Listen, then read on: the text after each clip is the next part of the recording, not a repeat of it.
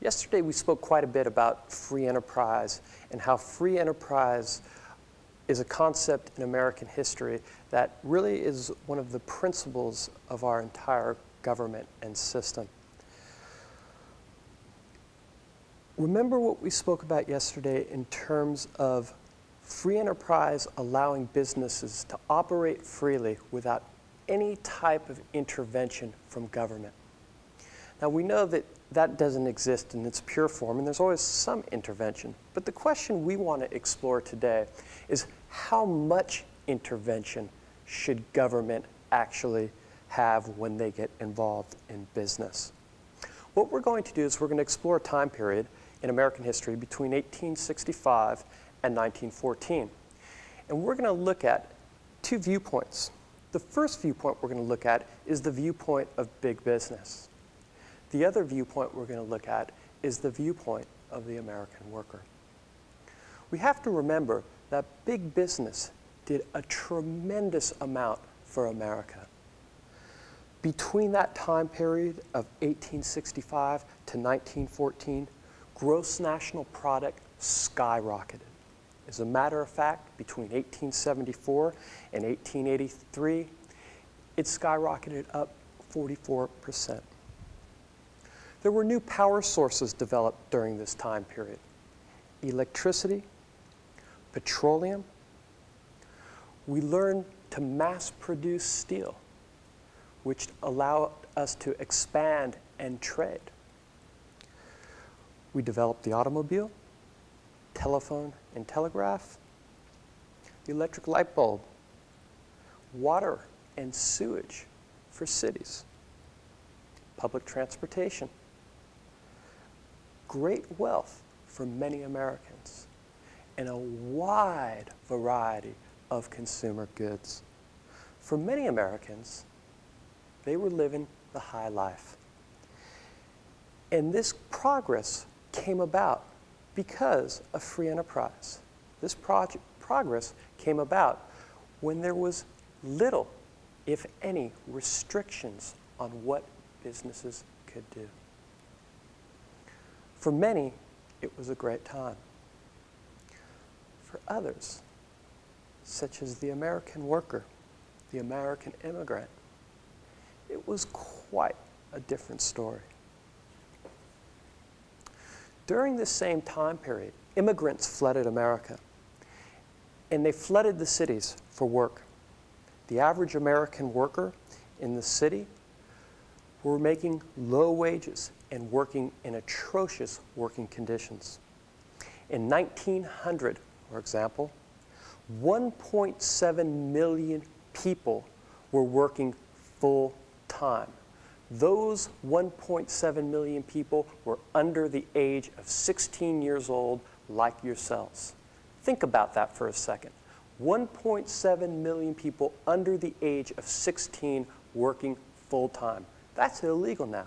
You can't do that. Working conditions for women were also terrible.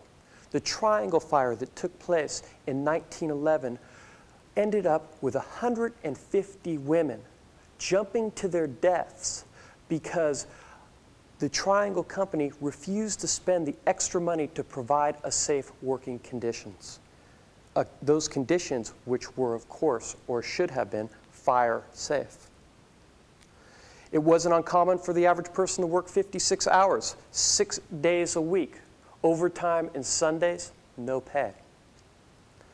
Wages in the garment district were as low as $6 a week.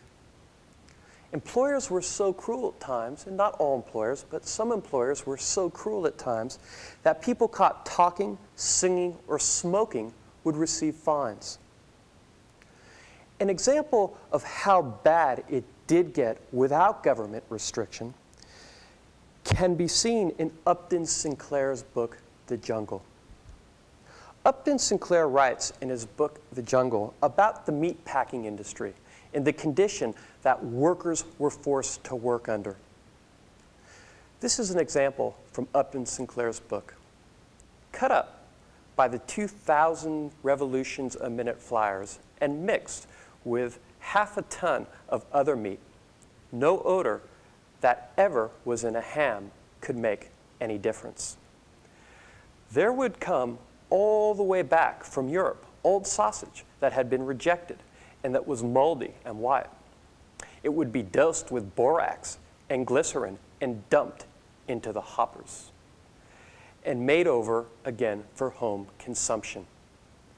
There would be meat that had tumbled out on the floor, in the dirt and sawdust, where the workers had trampled and spit uncounted billions of consumption germs. There would be meat stored in great piles in the room, and the water from leaky roofs would drip over it. And thousands of rats would race about on it.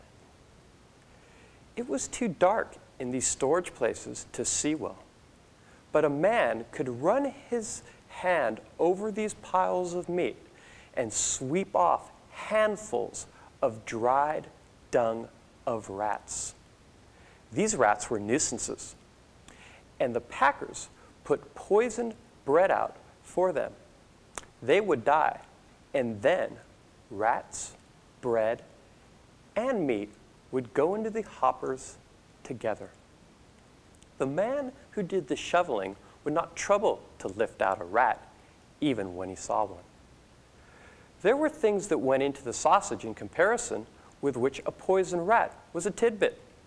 There was no place for the men to wash their hands before they ate their dinner, and so they made a practice of washing them in the water that was ladled into the sausage. Under the system of rigid economy, which the packers enforced, there were some jobs that it paid only to do once in a long time, and among them was cleaning out the waste barrels. Every spring they did it. And in the barrels would be dirt and rust and old nails and stale water, and cartload after cartload of it would be taken up and dumped into the hoppers with fresh meat and sent out for the public's breakfast. Now that's just an example of what businesses can do, not that they always do, but what they can do if there is no regulation and there is no restriction. What you need to do is keep in mind that how much do we restrict business? How much do we regulate? Thankfully to Upton Sinclair's book, the Meat Inspection Act and the Pure Food and Drug Act was passed. That's an example of government regulation. But remember, government regulation can go too far, and businesses can lose profits and not make money, and that leads to lower economic growth, layoffs possibly, and possibly low wages. What we're going to do is we're going to have a debate. And in our debate, I'm going to split the class into two sides.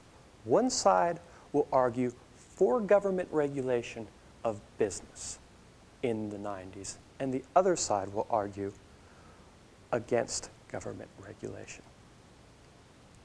So we will prepare this debate tomorrow when we come into class.